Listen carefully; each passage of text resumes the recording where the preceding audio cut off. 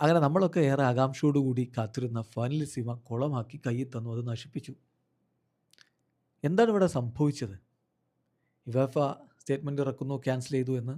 പിന്നാലെ കോൺമബോളിൻ്റെയും എഎഫ്എയുടെയും സ്റ്റേറ്റ്മെന്റുകൾ, ചിക്കി ടാപ്പിയുടെ വിശദീകരണം, ഇതെല്ലാം കൂടി എടുത്ത് നോക്കിയാൽ എന്താ സംഭവിച്ചതെന്ന് നമുക്ക് കൃത്യമായിട്ട് മനസ്സിലാവും.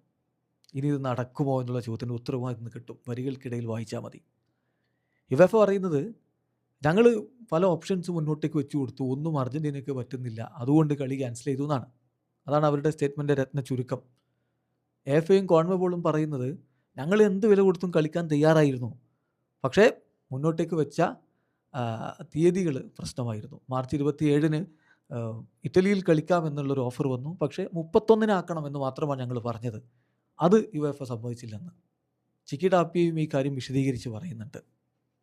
അപ്പോൾ ഇവിടെ ചോദ്യം ഇതാണ്, ആർക്കാണ് ഇതിലൊക്കെ ഇത്ര വലിയ പ്രശ്നം? ഡേറ്റ് അങ്ങോട്ടും ഇങ്ങോട്ടൊക്കെ മാറ്റുന്നതിൽ. മാർച്ച് 27-ന് നടക്കുമെന്നല്ലേ ആദ്യം പറഞ്ഞിരുന്നത്? പിന്നെ അതെന്തിനാണ് മാർച്ച് 31-ലേക്ക് മാറ്റാൻ വേണ്ടി ആവശ്യപ്പെടുന്നത്? താരങ്ങളുടെ ട്രാവലിങ്ങും മറ്റുമായി ബന്ധപ്പെട്ട് പ്രത്യേകിച്ച് പ്രശ്നമൊന്നുമില്ലല്ലോ. യൂറോപ്പിൽ തന്നെയല്ലേ മിക്ക താരങ്ങളും ഉള്ളത്. അപ്പോൾ ഉയരുന്ന ചോദ്യങ്ങൾ അതാണ്. മാർച്ച് 31-ന് ഇറ്റലിയിൽ വെച്ച് നടത്താം എന്ന് പറയുമ്പോൾ സ്പെയിൻ എന്തിനാണത് റിഫ്യൂസ് ചെയ്യുന്നത്? അല്ലെങ്കിൽ മാർച്ച് 27-ന് നടത്താമെന്ന് പറയുമ്പോൾ എഎഫ്എ എന്തിനാണത് റിഫ്യൂസ് ചെയ്യുന്നത്? തൊട്ടടുത്ത ദിവസങ്ങളുണ്ടായിരുന്നല്ലോ, മാർച്ച് 28, 29, 30 ഒക്കെ ഈ ഫിഫ വിൻഡോയിലുണ്ട്. അതിലൊന്നും കളി നടത്താൻ പറ്റില്ല എന്ന് എന്തിന് തീരുമാനിക്കുന്നു? അപ്പോൾ സംഗതി വളരെ കൃത്യമാണ്. രണ്ട് ടീമിൻ്റെ ഭാഗത്തു നിന്നും ഈ കളി നടത്തണം എന്ന അത്ര വലിയ വില്ലിങ്നെസ് ഒന്നും ഉണ്ടായിരുന്നില്ല. ഈഗോ കൃത്യമായിട്ട് വർക്ക് ചെയ്തു. അപ്പോൾ നമ്മുടെ നാട്ടിലൊക്കെ ചെറിയ ഫങ്ഷൻസൊക്കെ വെക്കുന്ന സമയത്ത് ഡേറ്റ് കാണൂലേ, അപ്പോൾ ചിലപ്പോൾ ഇങ്ങനെയൊക്കെ സംഭവിക്കാറുണ്ട്. ചൊവ്വാഴ്ച അത് പറ്റൂല, അന്ന് ചൊവ്വില്ലാത്ത ദിവസമാണെന്നൊക്കെ എൻ്റെ നാട്ടിലൊക്കെ പറയാറുണ്ട്. അപ്പോൾ ആ രൂപത്തിലൊക്കെ കാണാറുണ്ട് ചിലപ്പോൾ.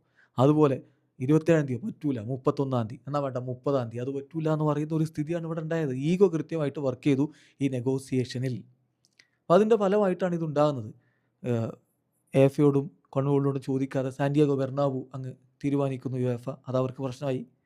അതുപോലെ തന്നെ ഈ ക്യാൻസൽ ചെയ്തിട്ടുള്ള സ്റ്റേറ്റ്മെൻ്റ് ഉണ്ടല്ലോ, അത് എഎഫ്എക്കും കോൺമബോളിനും കൊടുക്കാതെ നേരെ പത്രങ്ങൾക്ക് കൊടുക്കുന്നു യുവേഫ. അതൊക്കെ ശരിക്കും പറഞ്ഞാൽ അവിടെ ഈഗോ വർക്ക് ചെയ്തിട്ടുണ്ട്. രണ്ട് ഭാഗത്തിനും ഈ കളി നടത്തണമെന്നുള്ള വില്ലിങ്നെസ് വളരെ കുറവായിരുന്നു. ഈഗോയാണ് പ്രശ്നമെങ്കിൽ ഫൈനലിസ്മയുടെ ഭാവി എഡിഷൻസും ഇനിയിപ്പോൾ ഇത് വേൾഡ് കപ്പിന് ശേഷം നടത്താമെന്ന് കരുതിയാലും അതൊന്നും നടക്കുന്ന മട്ടില്ല.